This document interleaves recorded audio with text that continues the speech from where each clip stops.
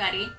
So today I have a really fun topic. I'm going to teach you how to make crystallized roses.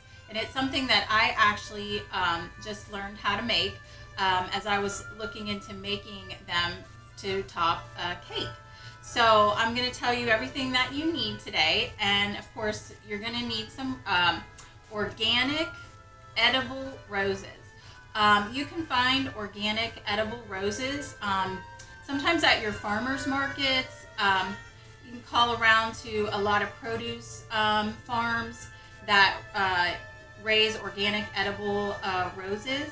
So you want to make sure that they're edible and that they're organic. That means they're just free of pesticides.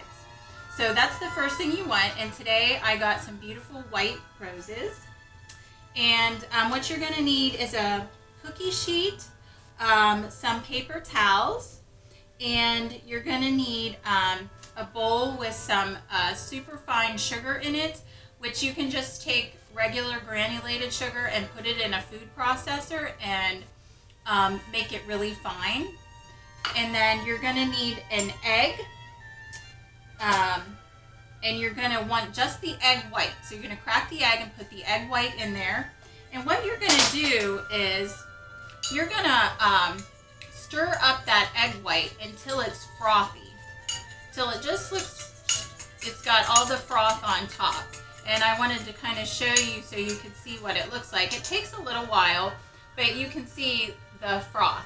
So you're going to take the egg white, and depending on how many flowers you plan on crystallizing, I just used one today because I'm just doing a few roses. So you're going to need that.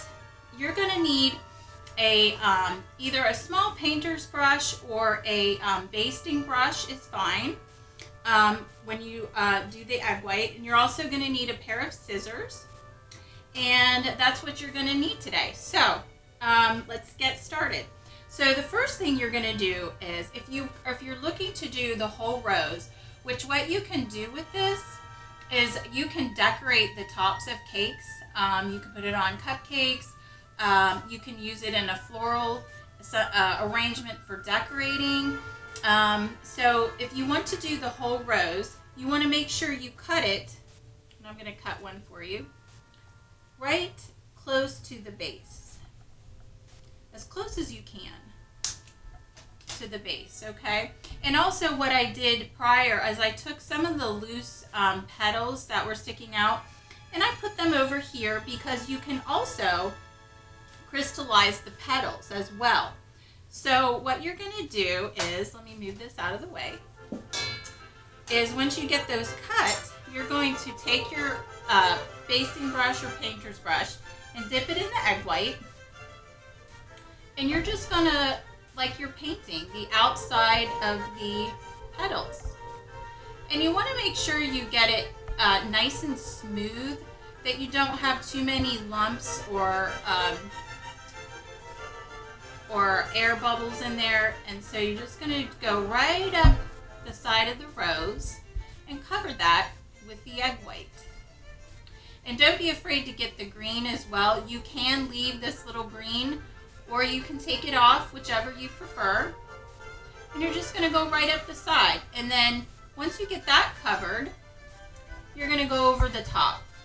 So you don't have to separate every single petal, okay? You're just going to go right over that top.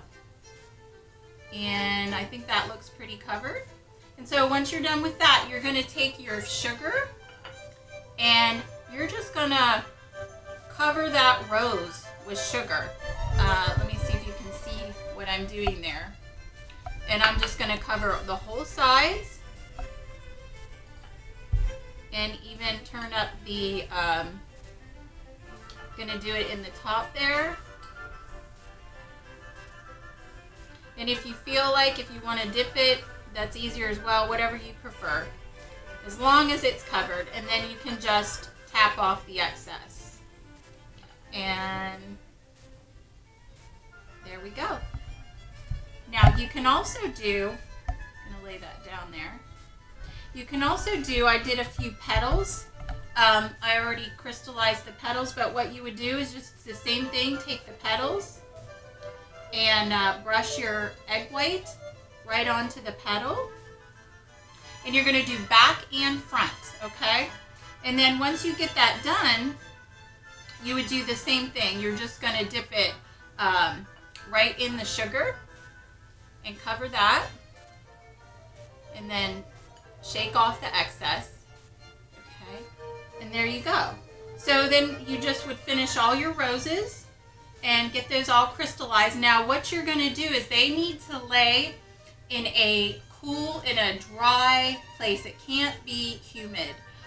So you want to make sure they're in a dry place, and it takes about 24 to 36 hours to dry.